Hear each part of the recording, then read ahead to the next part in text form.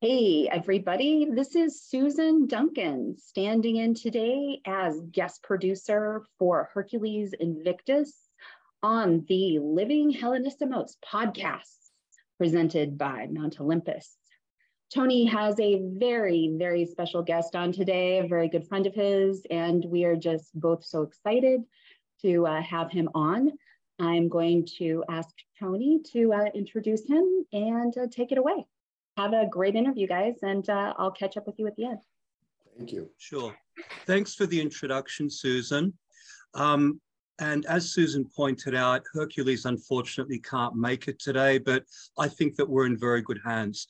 Our guest today is Denny Sargent. I recently reviewed his latest book titled Tantra for All, The Path of Nath Tantrika. But first, let's have, oh, he's holding up the book. I hope you can see that. But first, a little bit of background on him. Denny Sargent, also known as Eon 131 and Hermeticus Nath, I hope I got that right, is a Seattle writer, artist, and university instructor whose extensive global travels and esoteric studies have informed the backbone to numerous published books. Having been involved for decades with numerous esoteric traditions, the author has published works on alternative religions, Hermetic magic, Taoism, Animism, Shinto, and Tantra. Published books include Global Ritualism, The Tao of Birthdays, Your Guardian Angel and You, Clean Sweep, The Book of the Horned One, Naga Magic, Dancing with Spirits, Werewolf Magic, Werewolf Pack Magic, and Dog Magic. Denny regularly presents lively online workshops and lectures and previously hosted at conventions and gatherings. Currently residing in the Pacific Northwest, he invites and welcomes conversation on all manner of subject matter. Denny, thanks for making yourself available and coming on the show. How are you today? I am great, and thank you for having me on, and it's wonderful to see you. It's great to have you back on the show. Your book is absolutely amazing. The 30 years that you put into it are very obvious. But let's go right back to basics. Can you define Tantra for the benefit of those who haven't studied it? Sure. Unfortunately, Tantra, as it's been introduced into the West in terms of books and cults and people trying to make a lot of money, Tantra is often seen as sex, right? This is what you often see in tantric books, and most of them are, a lot of them, I won't say most, but a lot of them are just to sell money, to make money rather, and to sell sex as a way to make money. Tantra means weave, as in, weaving a cloth. So doesn't mean sex. I have to keep telling people this.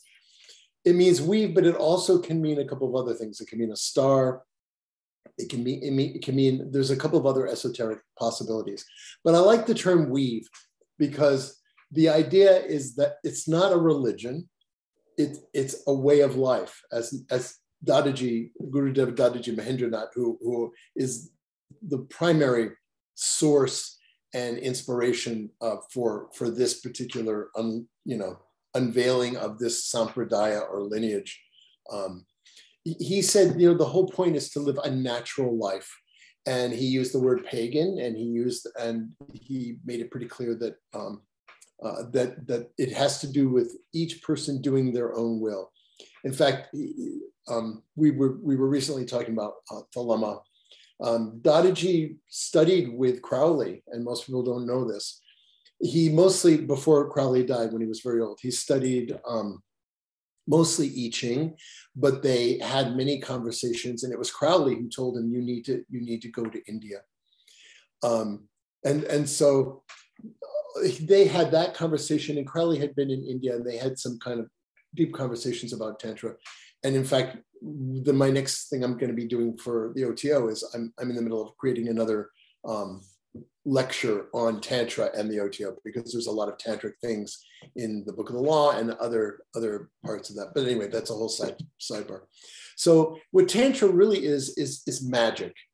And the idea that every man and woman is a star, which you hear in Thalama, is pretty much this what Crowley says, what Dadaji says all the time. The term he uses is, the will to love is the law to live, which I frankly think is a better way of putting that into one phrase.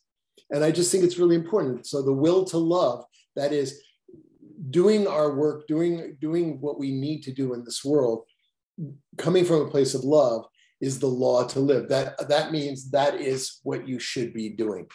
And so each tantric person who's taken initiation and is serious about this path is their own priest, their own everything. So when I went to India and traveled, I went to Hindu temples. It was the Brahmin, because there's a real hierarchy. The Brahmin did all the magic, right? And made all the chants and did all the invocations. And then the prasad, or the food that was blessed and then handed out to everybody, was pretty much what we got to do. I mean, we sat and we prayed, but it was all coming from him. Very much like, a Catholic church or something else, where the priest is doing all the work, or a bunch of priests are doing all the magical work, and then we get that through food. In Tantra, it's very, very different. Each person in a kula, I'll use the term kula again. Kula means a in-group or family, like an esoteric family. Like my kula is unfortunately it dissipated through various people had to go to do different things, etc. But I still have an extended kula of people who we all get together and do initiations, and we do pujas. And I'm having pujas now at my house regularly. But each of us does exactly what we want to do. When we do a ritual, everyone's equal. When we invoke the god or goddess, whatever we're doing, we all participate. Everyone does all the ritual work. And then when the prasad, or the blessing food, the food that's been blessed and offered to the gods, let's say we're invoking Lakshmi, or we're invoking Kali, or we're invoking Shiva. My last puja was to Shiva. We invoke the god into the image, into the murti, and then we commune directly with the deity. And each of us does that directly. In other words, we're not asking someone to do all the work. We all together invoke the deity form or the force.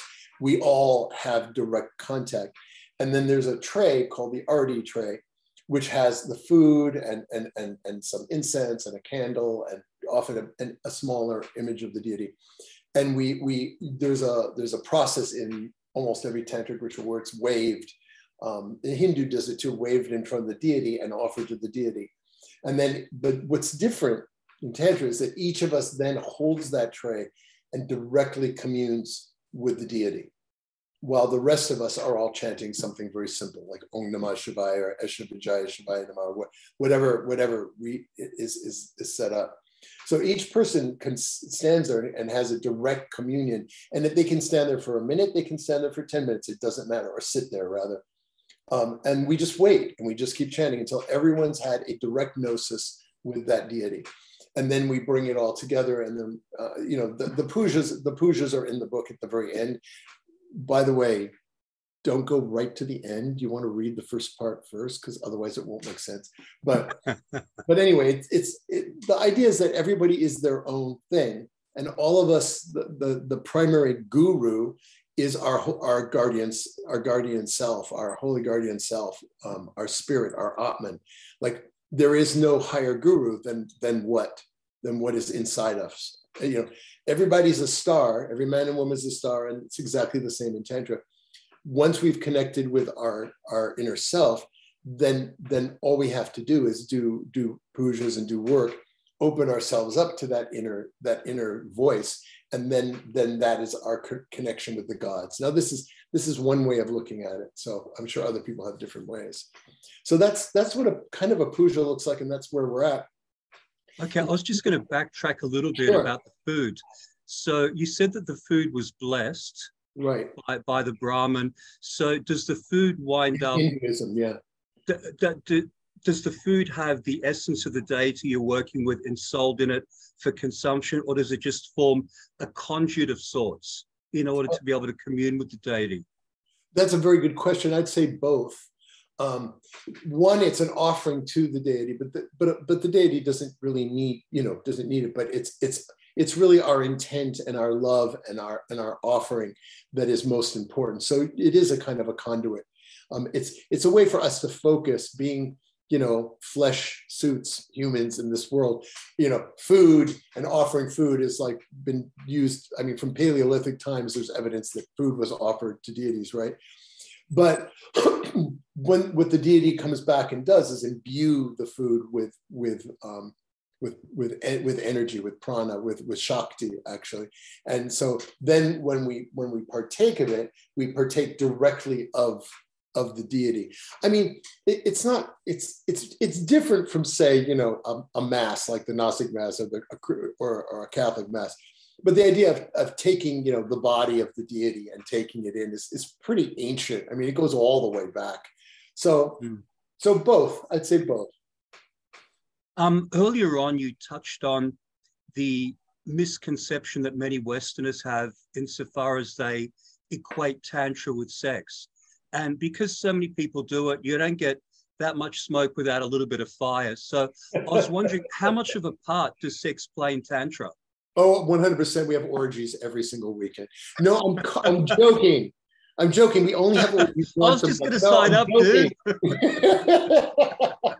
No, we're just a bunch of fairly normal kind of, you know, it's not, you know, it's not like a sex positive get together. No, I mean, at least not in my experience.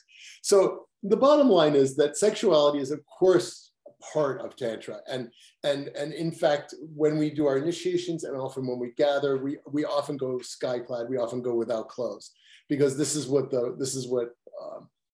sadhus, like Dadaji, I can actually go get a photo of him if you want to see it. But I mean, he mostly walked around nude when he could get away with it, because it's a sign that you've let go of everything. And he had completely renounced everything. I'm not quite at that point in my life. I still like driving my car and, you know, going out to eat. And, you know, I'm not going to wander with a begging bowl, because in America you would just die. Nobody's going to give you anything. But in India, it's part of the culture, right?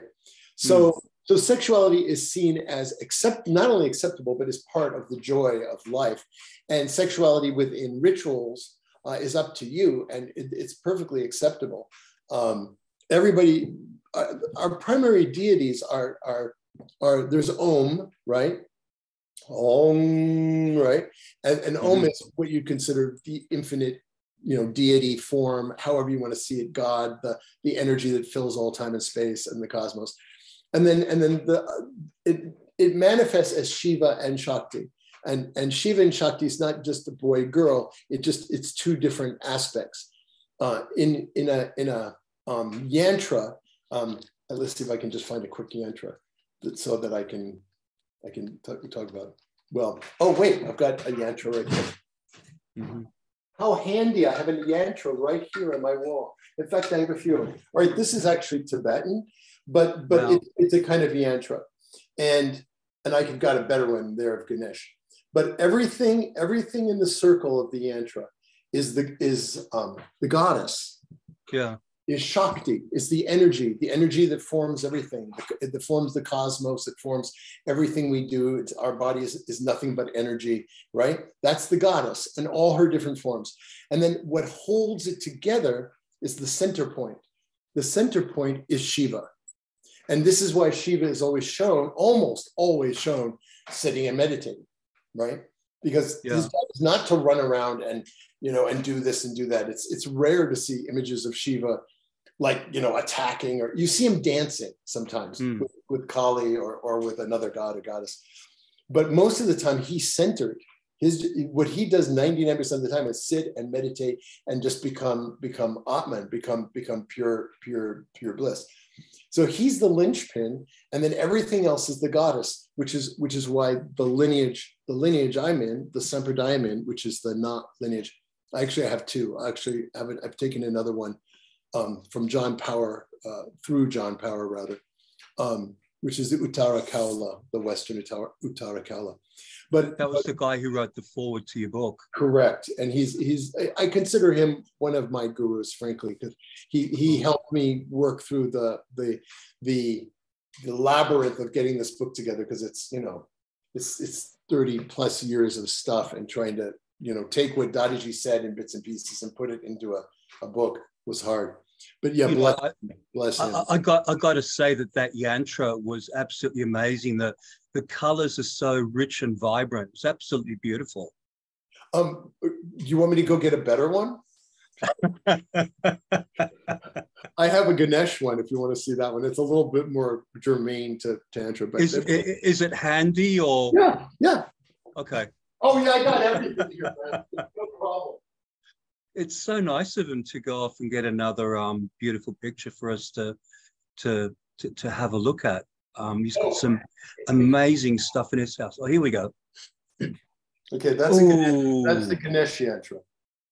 Wow, that's beautiful. And that's a better example of a yantra because it's got the bu, which is the square around the edge with the 4 gates. And then that's yantra, and then there's a dot in the middle that is Shiva. But I can go on and on about this stuff forever. Yeah, it looks almost metallic towards the outside. Or maybe that's the lighting. Yeah, I got this in Nepal, and this is a beautiful cloth that they framed it with. It is beautiful. I've got tons. I mean, I can walk in any room and pull out stuff to show you. If you want later, I can walk my laptop over and show you where I do my pujas, the altar that has 100 different gods and things. So this is going to be like an episode of Lifestyles of the Rich and Famous. Well, through the house. Not rich, not famous, but I don't know. Let's go with like a potentially illuminated. How's that? Well, there are different ways of being rich. There's financially rich. There's also rich in spirit. And you are famous. You're very well known. So I stand by my comment of calling you rich and famous. Well, okay, that's fine. I'll take it. I'm not sure it's true 100%, but I'll take it. I'm happy. I'm just busy doing my thing. And what drives everybody crazy is like every book is different. Like Werewolf Magic and Werewolf Pack Magic was a whole thing. Absolutely. And I still practice it and do it. It's just a shamanic way of going into a deep trance state and going into an animalistic state and shutting down my upper cortex and opening up my lower cortex. Everything's in my books. And everybody thinks I'm nuts until they read the book and try it. And then they're like, oh my God, you actually are onto something to like let go of all this junk that's flying around our head that's not useful. And then I came out with this and my friends were like, what? I go, hey, I got multiple interests. Stop, Yeah, absolutely.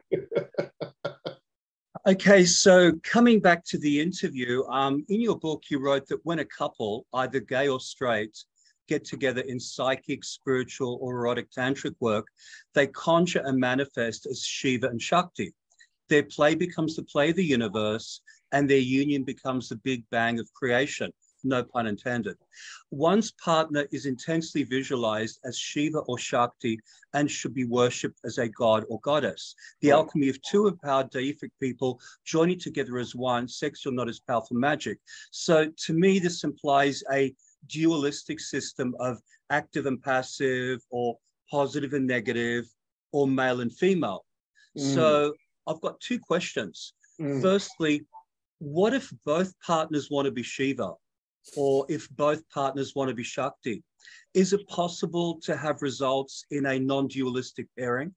Yeah, sure. So here's the thing. Okay. Yeah, I mean, so I'm a Nath, N-A-T-H, right? It's pronounced Nath, right?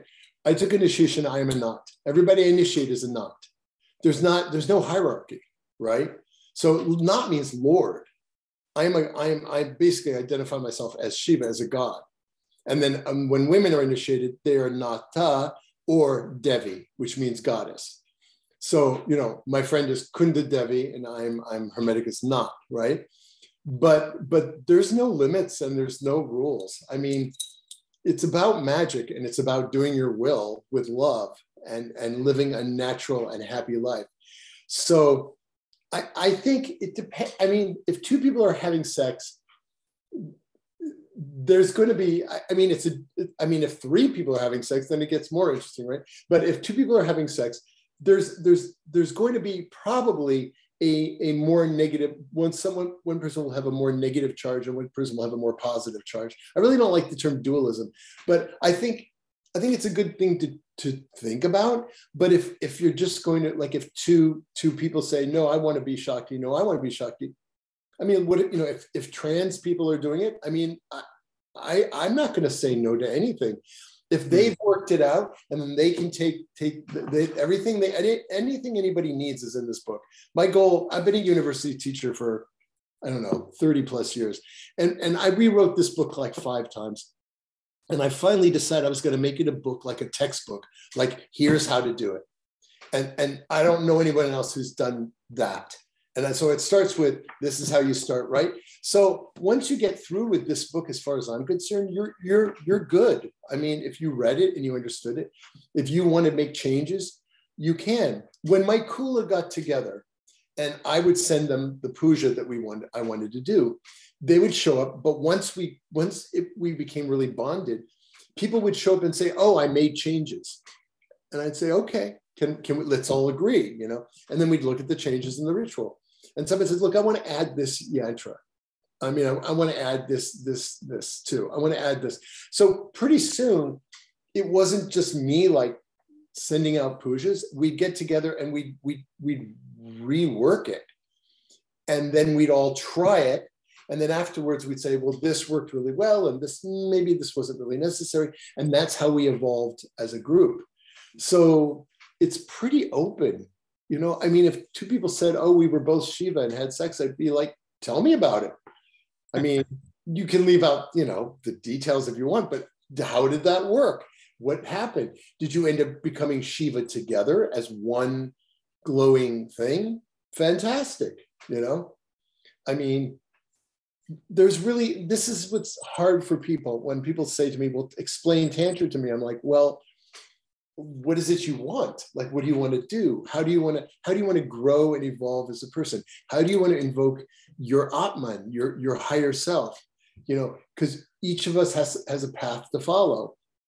We believe in karma and dharma and all that stuff, but not in the way Hindus do. We don't believe it in terms of like things that are good to do and things that are bad to do and taboos and all that. There are no taboos in Tantra. This is why you see tantrics sitting in cremation grounds, sitting on corpses and eating human flesh, and you know, they're drinking alcohol. Yeah, drinking alcohol. They're doing all these things, and everybody's smoking pot because pot's sacred to Shiva. And there's lots of pictures of pot smoking Shiva. And I try to tell people this, and they're like, no. We are Hindu. We do not do drugs. I'm like, yeah, you do. Your God does. So it's open. I mean, there's a general framework and a general agreement in each lineage, but when I had quite a rambunctious, great group, our pujas were like 6 hours long, 5-6 hours long. Well, it was in a yurt. And there was a rug, and we had a huge altar. And every time, you know, I helped set it up for whatever we were doing, and we would do the puja. But in between, we'd do long periods of chanting. We would play music. We had drums and cymbals and everything. We would play music, and we would chant, and we would tell maybe fortunes, or we would maybe do some magic, like so and so is sick. Let's get together and all chant Lakshmi or Tara or whatever, or you know, so it was nobody. I mean, really, people didn't want to stop because we were just sitting there having a great time, and then we would eat there, and you know, smoke some more pot, and then we would close it down. You know, then it became clear, okay, even the gods are tired of us at this point. Let's close it down. So yeah, it's very different from a Hindu puja, which is very, you know, it's this long. And it goes like the Brahmin says, we do this, then we do this. And each one has a very clear step. And you can look up a lot of these pujas easily and see they have super clear delineation on how things are done, just like any mass that's done, you know. But tantrics, we kind of do what we want. And it was very interesting because John Power had a great line that has become kind of spread through our little world, which is, the question was about a guru. Like, what is guru? Like, you know, am I the guru when I initiate somebody? technically that's how I'm acting, right? And that is coming, the Shaktipat, the energy is coming through me, and I'm giving them the Shaktipat. So I'm functioning as that, but am I the guru? And this has been an ongoing question for quite a while, because gurus go crazy, they die, the things happen with people. And the quote now that's going around is, the Kula is the guru. So I like that. Our group, that was it. The egregore of our group was the guru. Cool. As it came together, it got more interesting. Okay, you've actually already touched on the next question that I have for you. And I was wondering whether your principles can be applied to a polyamorous situation where you have 3 or more partners together. Mm-hmm. Sure. Like, I mean, how would you go about doing a Shiva Shakti pairing? Well, nobody's offered me yet, so I have to think about it. I am not adverse. I don't know. Better put yourself out there. Maybe, yeah, well, this is my problem. I'm old and not quite as attractive as I probably used to be. Oh, yeah. But anyway, so how about this? I mean, if somebody came up and asked me that, Denny, there's 3 of us. What do we do? I go, okay, you're Shiva, you're Shakti, you're Ganesh. There. Ganesh goes first. Okay, because that Ganesh removes obstacles. So you want that. Ganesh always goes first. Always goes first. We start every single, this is one thing we have in common with Hinduism. We always start everything with Ganesh, because, you know, we do 2 things. One, we have Ganesh, like, Ganesh, please remove all obstacles. So, you know, things don't fall on my laptop or whatever. But then we also do like this mea culpa at the beginning, which is, you know, to all the gods and goddesses, please, you know, forgive us for all the screw ups we're going to do. It's not quite that way. I wrote it in a much nicer way here, but for everything we screw up on, for everything, all the mistakes we make, please, you know, be okay with it, and don't, you know, just be nice. We mean well. Yeah, Ganesh would have to be one of the most widely worshipped gods in the world. You walk into any Hindu-owned establishment and you look carefully, you will find a representation of Ganesha, either a picture, a little statue, something like that. Everywhere. Yeah. I'll add to that. When I traveled around Asia, I lived in Japan for 4 years. I traveled around Asia, like lots of different countries. Like in many Buddhist temples, there's a Ganesh. And I have to say that, like, I walked into a Thai, this beautiful Wat in Thailand. And as I walk in, there's a big Ganesh there. And the priest was there, and I said, do you speak English? Can I talk to him? And he said, yeah. I go, you have a Ganesh? He's like, well, yeah. I go, why? He goes, he removes obstacles. I go, yeah, but you're a Buddhist. He goes, it's all good.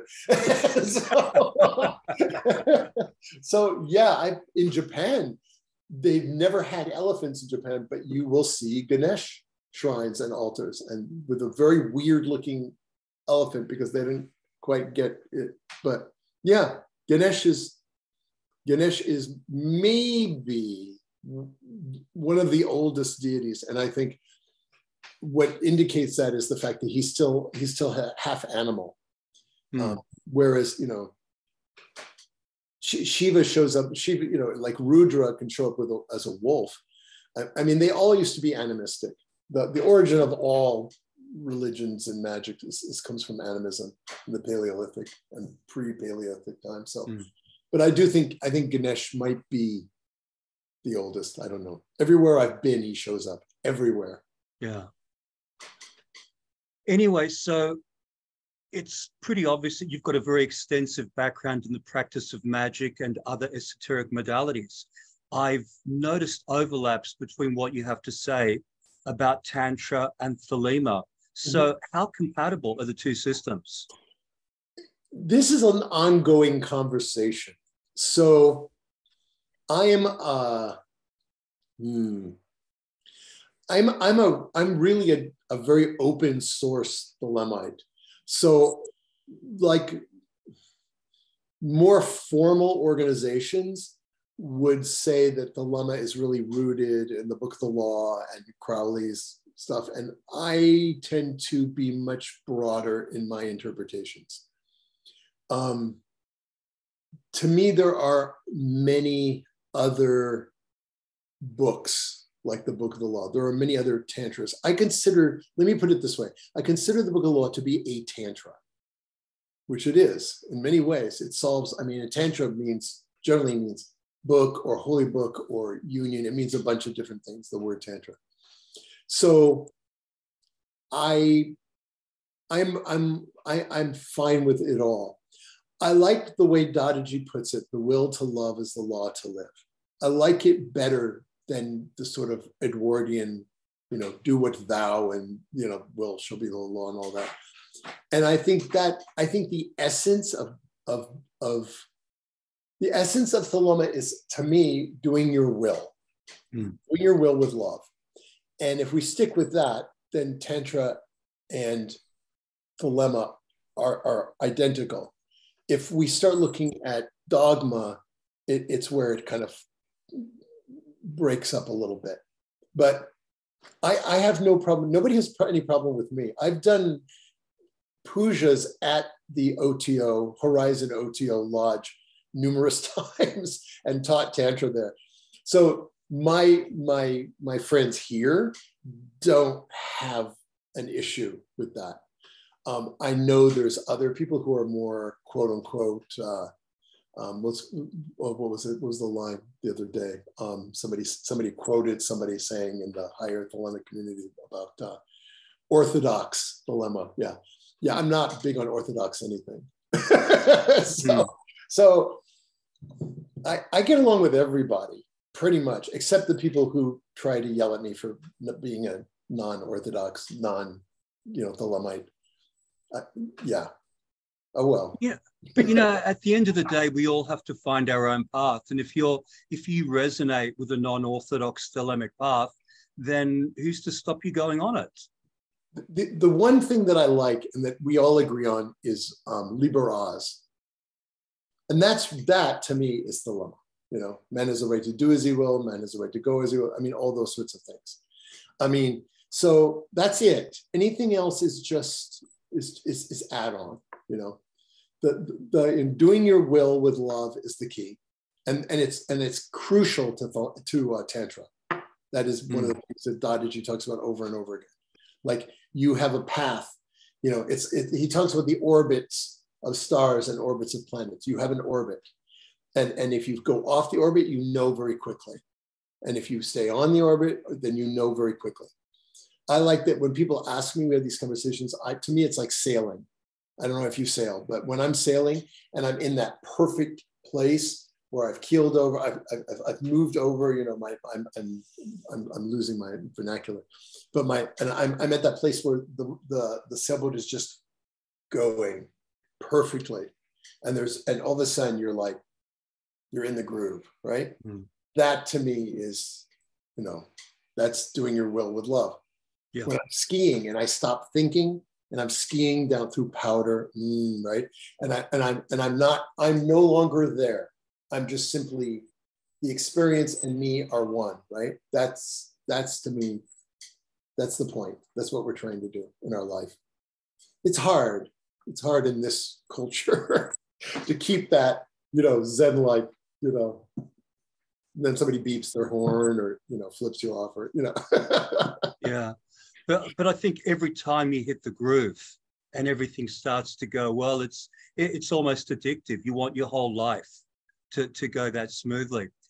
So I was going to get back to my questions. In one portion of the book you wrote, so if you believe in your own individuality and true will, if you seek to directly work with ancient powers that can help you, and if you seek to embrace your own guardian spirit and awaken to your own divinity, you're ready to practice Tantra. You also wrote repeatedly about the importance of forging a deep bond with your guardian spirit, which leads to hearing its quiet inner guiding voice. You wrote that many religions say you were born with a guardian spirit or angel to be your mentor and guide throughout this life and beyond, and that animists and pagans praise the idea of connecting with one's daemon or genius. So I assume that we're dealing with the holy guardian angel of ceremonial magic. Yeah, it's called the Atman. It's called, in fact, I'm about ready to start another book on the guru, the term guru, right? Guru means a lot of things. It means, a lot of people just offhand say it means light from darkness. It's way more complicated. But there's a text I highly recommend called the Guru Gita. And I've been studying it for, gosh, I don't know, 20 years. And finally, I took a retreat up in the San Juan Islands, and I focused just on the Guru Gita. And I chanted it, and I had this, like, my holy guardian angel, my holy guardian spirit was like, pay attention. And I finally got it, because it's there, but if you're not paying attention, you don't see what it is, which is, the guru is you. The guru is the light within you. It's your star, it's your holy guardian angel, it's your guardian self, whatever you want to call it, your Atman, you know. And it's that anybody who does magic, including you guys, I'm sure, anybody who goes into a ritual space and pushes everything aside, except what is crucial, what is inside, you have a connection. And I'm sure both of you have had moments where that inner voice has said to you, you need to do this, or you should do this, or the voice, or the feeling. I mean, I have not had the greatest, like, year. I was in the hospital, and I had this and I had that, and but I tell you, it's okay. 2 heart operations. I'm feeling good now, though. But the bottom line is that when I sit down to meditate, I might be in an angry position. I might be just like, oh. And when I sit down and manage to push it all aside and get to that clear space, then all of a sudden the gods and my guardian spirit can come and talk to me. And my guardian spirit is very snarky. I'm from New York. It's like, why aren't you doing this? You should be doing this. You said you were going to do this. I'm like, yeah. Okay. And another thing, I have, like, Post-it notes, and I'm writing all these things. It's like, do this. Like the other day it was, why aren't you doing pujas? Because I'm lazy. That's the answer. And I no, you need to be doing pujas like every month, and you need to be doing, and I'm like, okay. So in your guardian spirit keeps you honest and is trying to keep you on track, you know. So that's my personal point of view. You wrote that Tantra can be used to accomplish the great work. Do you see it as a substitute for the Abramelin operation, or perhaps something that could be done in combination? That's a really good question. Wow, that was really, really good. That's the next book I'm going to write. I'm going through the Guru. I have all these notes from the Guru Gita, and I just asked the publisher, the publisher of this. I said, would this interest you? And I said a short synopsis. He's like, yeah. Okay. I said, okay. Because years ago, I went through the entire Guru Gita, and I wrote, 20 pages of notes on each phrase and each thing. And because I realized, like, this is the tantric knowledge and conversation of the Holy Guardian Angel. It tells you what to do. It tells you that it manifests at the crown and at the heart, and it's all set. I mean, once I read through it and took notes, I'm like, oh my God, it's basically it's basically knowledge and conversation of the Holy Guardian Angel in a different way. So yes, is the short answer. But you got to get the book. So. Absolutely. In the chapter that you wrote on the history of Nath Tantrika, you wrote Nath means Lord and Natha means lady, and it connotes the sovereignty of each tantric. As individual stars, there's that reference to stars again, it is the true will, or Svekcharya. Svekcharya. Okay, thanks for correcting me Sure. there. I was close though. Of every being that is paramount, the will to love is the law to live. So that appears to be a paraphrasing of the book of the law. Love is the law, love under will. Yes and no. Svekcharya literally means, Svekcharya is a Sanskrit term. It literally means do your true will with love. So, and it's way older than the book of the law. So obviously, yeah. Yeah. So I think the inherent truth of do what thou wilt shall be the whole law, or love is the law, love under will, is probably transcends time, religions. I mean, even Jesus more or less said, you're here to, do will, to do love, to be loving, and to spread love, and that you have to be focused, and you have to essentially do your will. I mean, Buddha said almost exactly the same thing. The way to transcend, the way to find, is you have to work on it. You have to do it yourself. No one's going to do it for you, right? Buddha was very clear about that. That was the last thing he said before he died was, advance, do your work, find your own illumination.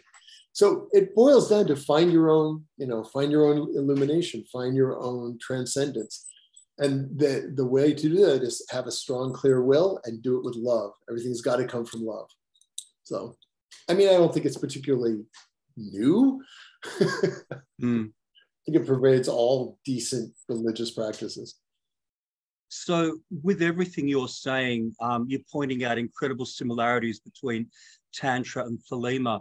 And I was wondering if other authors or other teachers have pointed out these similarities. Previously you said that people at OTO lodges are quite happy to practice Tantra, and I can see why, because it's so thelemic, the way you teach it. But what about Tantrics? Would they accept the Book of the Law and Thelema itself? Is it a two-way flow? So let me back check a little bit. When I say that, I just want to make really clear. When I say Thelema, I'm not necessarily saying the Book of the Law. I'm saying the Thelema, as I think I said, to me, Thelema is best expressed in Liber Oz, which is just a very short thing saying everyone has the right to do their will with love, and that every man and every woman is a star. Those are all things that Dadaji has said and that have been in Tantra. The Book of the Law is a transmission that really isn't necessarily germane to tantric work, but it's not against tantric work. Mm-hmm. In fact, there's a number of tantric words, or Sanskrit words in the Book of the Law. The mantra Om is in the Book of the Law. There's a bunch. I'm going to be pulling that together. I'm a huge fan of the Book of the Law, but that's not me being a tantric. That's just me being a Thelemite. So I can wear more than one. I wear like 6 hats. But the essence of Thelema, which is doing your will with love, is identified with Tantra. And this is what I say when I do tantric rituals at the Book of Law. At the Book of Law. I'm punchy apparently. When I do them at the lodge, I make it really clear. Like this is what my take on this. Okay, that you have the right, because Thelemites can do whatever they want. They don't need to have the Book of the Law. They all should have read it and had some sort of gnosis with it. But the bottom line is you do your will. It may or may not fall into one category or another. So I don't know if that helped, but you don't have to be a Thelemite to be a tantric. Okay. Thanks for clearing that up. Okay, it's silly question time, which I suppose presupposes the other questions that I've asked you haven't been silly. Some people may differ with me. So you've recently written extensively about werewolf magic, and I've had you on the show before, and we've spoken about the work you've done with werewolf magic. So does that tie in with Tantra? Is there such a thing as werewolf Tantra? In a sideways sense, not exactly. There are deity forms that have a wolf element, but really where they all meet is in animism, and that's where I'm going with my next book. I've got a few books I'm working on, but I have an editor right now at a different publishing house that's looking at the proposal that I'm doing. And let me backtrack. If you're interested, I'll just tell you very quickly. Yeah, please. I focused on wolves because that's the spirit that came to me when I was in a terrifically horrible divorce and lost everything and lost my job. And, my severely autistic son was exploding and I was at the end of my rope. And when I was doing tantric meditation and a wolf started showing up and I thought I was losing my mind. And finally, I just looked at the wolf and said, "What are you doing here?" Because I just thought it's me, it's my brain. But it wouldn't leave. And it looked at me and said, "You're calling me." And that was my introduction to animism. And I said, well, what are you here to do? He says, I'm here to help you. And I said, why? What do I do? He goes, go out in the woods and rip off your clothes and let your animal out. And I'm like, okay. And so, and so that was the beginning. And I didn't plan to write a book on werewolf magic. I planned to write a book. The werewolf just means half man, half wolf, right? And I was taking notes, and I did this for a couple of years, and I was building up an entire self-discovered animistic process of doing shamanic practices. I had also hung out with Siberian shamans who had come over to Seattle and took classes with them and interviewed them. And I actually did an article for Pangaya magazine interviewing one of Nadiajda, one of the shamans. And then I hung out with shamans in Oaxaca, and I hung out with shamans in Guatemala, both unexpected. In fact, my guide in central Guatemala, I called him out and said, are you a shaman? And he said, yeah. And so, oh, you are too. And then he goes, okay, no more tourism. You want to go meet shamans? I'm like, yeah, let's go meet shamans. So I'm not a shaman. And I throughout the book, I say, look, I'm not a shaman, all right? You shamans start at 4 years old, and it's a brutal, everything. But what I was doing was sort of shamanistic techniques. I was taking techniques from everything. And then my wolf spirit, that kept telling me what to do. Go up. I want you to go up into the mountains, And I'm like, well, where are the cougars and the bears? Yeah. Because I'm an hour from, and I said, okay. And then you need to do this and just rip off all your clothes and go into the woods and completely let go. And so that's got me through it. And then I started to understand that this was a really potent thing, because I got rid of all my suicidal tendencies and the fact that I was losing my mind, and I just thought I was done with my life. And by shutting down my upper cortex, I then retro-engineered this. And we have two different centers, right? We have the primordial brain. Carl Sagan called it the dragon mind. And then we have the upper cortex. But 90% of what goes on in our upper cortex is stuff that isn't real. Stuff, things we think happened, or that might happen, or that, things that upset us long ago, which no longer are around us, right? And the bottom line is, by shutting this down and going down into a more primordial state of consciousness, becoming an animal, I went through a massive state of consciousness shift. And I could see the weird, the threads in trees and plants, and I could feel Gaia, and Gaia began to Gaia kind of opened up and said, oh, you're one of mine now. You're not a stupid human who's going to throw garbage, and you're here, as opposed to here, right? So I wasn't planning to write this as a book, and I went to PantheaCon, and I hung out with you. Yeah. And I had five different proposals, and I had four. And my friend said, "You've got to write this up as a proposal." I said, "This is completely whack. Everybody's going to think I'm out of my mind." They're like, "No, you got to do it." I said, "Fine." I put one together really quickly, and I sat down with two different, acquisition editors, and I said, "How about this?" No. What's that? Werewolf magic. We want it. I'm like, you just want it because it says werewolf, right? But that's how it ended up. And then I moved to werewolf pack magic, because I started to get a lot of people. And I have a lot of connections with a lot of people who identify with this. And they said, well, what about, you mentioned packs? And I said, well, actually, I just formed a pack. And so then I wrote that book so people could see what it's like. It's much more powerful with a group of people.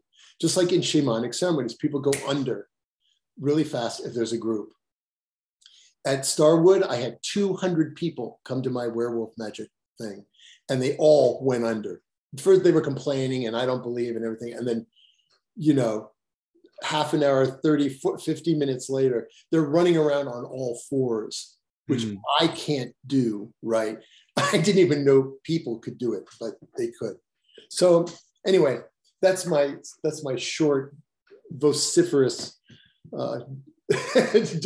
defense of a book that has a really strange name and is kind of silly. And that came along really well for you. I remember when your first book on werewolf magic came out, I asked you about whether other people had gotten results, and you said you've been contacted by a few people. So it was a very slow trickle of people coming together, but now you've actually formed a solid working group, for want of a better word. Right. It might be coming apart. People are off doing other things, but for a long period of time. In fact, I thank everybody in our pack for Pack Magic. Pack Magic came about because I had a group of people, and they would say to me, "Yeah, no, you got to do this. No, that's pretty good, but you should change this." So a lot of it was, again, like a kula, right? A lot of it was people saying, yeah, that's when I go into a trance state, I don't do it the same way you do. I see different things. And I was like, oh, that opened up my whole mind. Just the same as Tantra. It's just it's an in-group for doing something and getting to a more primal state. If there's a connection between the two, I'd say it's going into a trance or altered state of consciousness to receive direct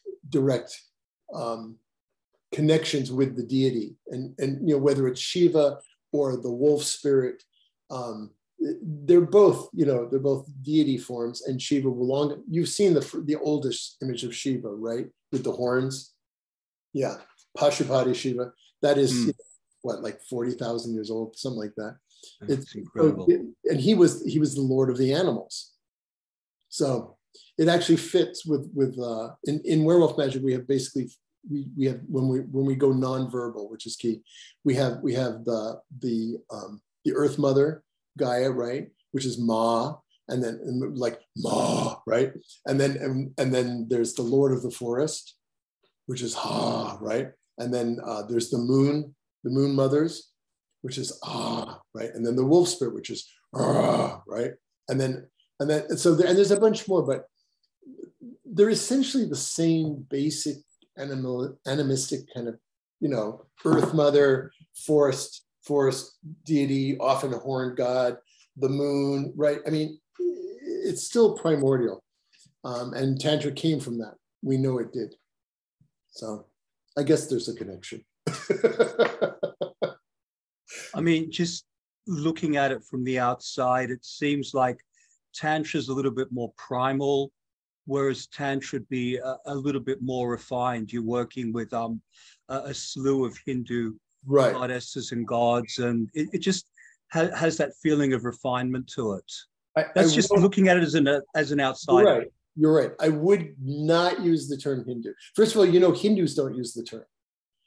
They call it Sanatana Dharma, right? Which just means this vast collection of different cults that are all over India. And as I traveled around India, like people would say to me, no, Krishna is the only God. And then I'd go to the next village and say, no, Lakshmi is the only goddess. So no one in India agrees on what it is, right? It's just become this catch-all. It started off like everything else. It started off as animistic cults everywhere.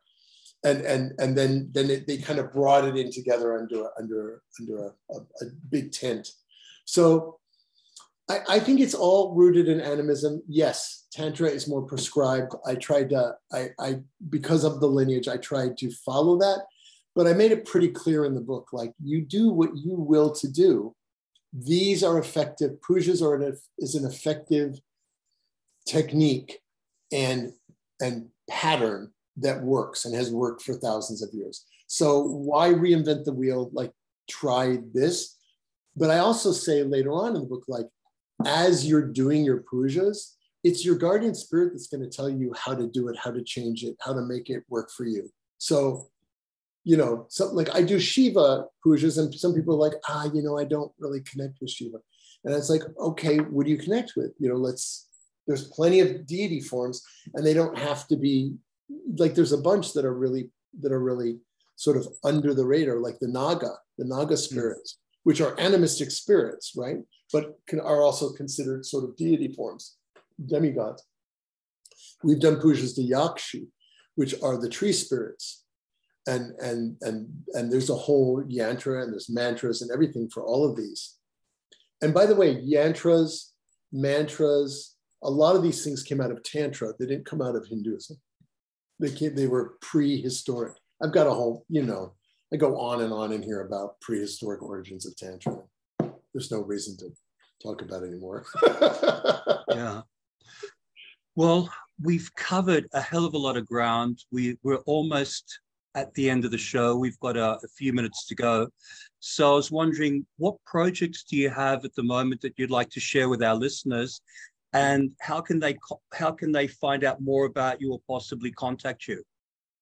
The best place to contact me is, well, you can go to my website, which at this point has a couple of different ways to get to it. And I guess I should have had a card to hold up, but feralmagic.com, magic with a K, or werewolfmagic.com. But feralmagic.com is probably, I'm moving more into that. And that's my blog also, is Feral Magic. So feralmagick.com. Also, I'm on Facebook, DennySargentAuthor.com. I have an author page. That's an easy way to get a hold of me. And if anybody wants, I mean, I'll talk to anybody. I'm one of those people. So, nice. Yeah. So can you just give a quick definition of what's the difference between werewolf magic and feral magic? Well, I'm not sure. I kind of put it all together. Let me put it this way. The next book I'm writing, I'm waiting for an okay from an editor, and then I'm going to really go into it, is essentially about animism. Because what I've realized is that everything we're talking about started with animism. And then I, like talking to people, I realized, oh yeah, I've been working with a wolf spirit for 6 years. Like, yeah, I guess that's animism, right? and so, like, all the deities that are in Tantra and Hinduism they were originally like animistic spirits of specific places, like people don't realize, like Lakshmi, who's the big goddess of wealth and has these big temples in India for money, she was the mother goddess, and that the Manasa, who's the goddess of serpents and protects from that, start off as Naga spirits. So it all started that way.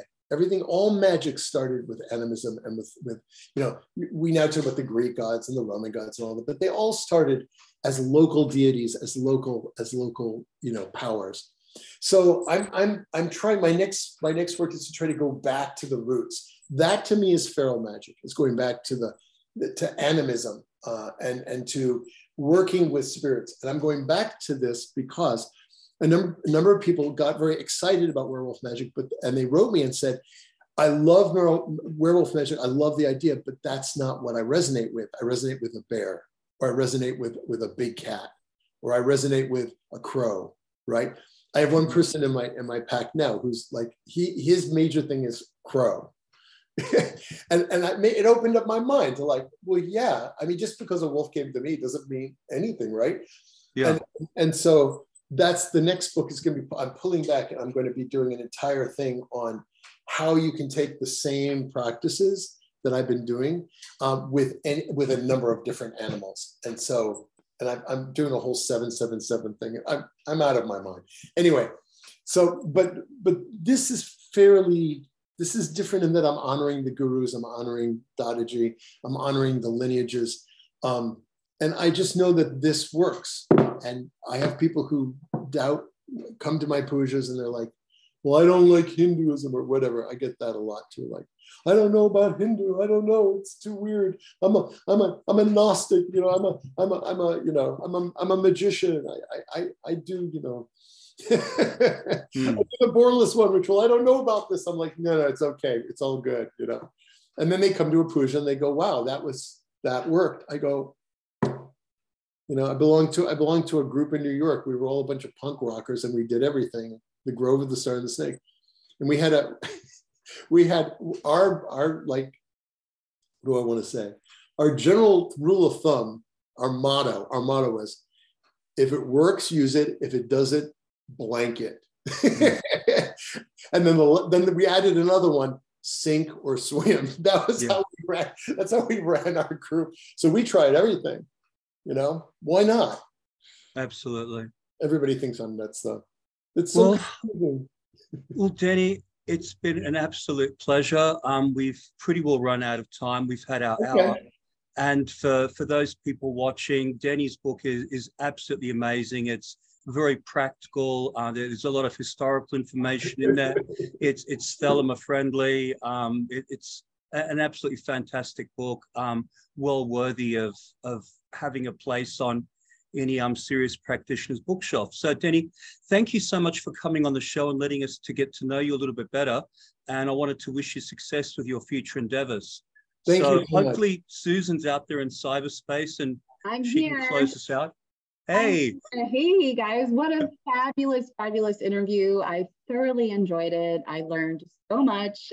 Just one Thank you. a few times, but my heart is definitely there. I was really, really feeling it with the holy guardian angel energy and whatnot. The wolf story touched me. So just, I know a lot of people listening out there are going to connect with this interview. They're going to just love listening to it. Guys, please buy this book. This is like the best book on Tantra out there right now.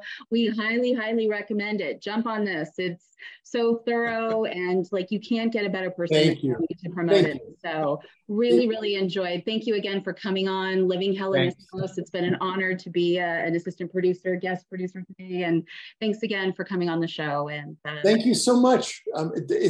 This is a very easy book to read, so don't let it freak you out. You know, it's for anybody who doesn't know anything about Tantra.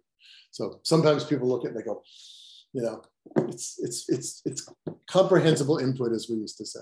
Oh, yeah. Beautiful, wonderful book. We highly recommend it. And thanks again for coming on the show. You guys were wonderful. Beautiful. Thank you so much. This was really fun. I really, really enjoy this. And I'll do it again if you want. Ooh, yes, we would definitely like that. That would be perfect. But, all right, you guys, take care and signing off. Bye-bye. Okay, good night. Bye. Bye.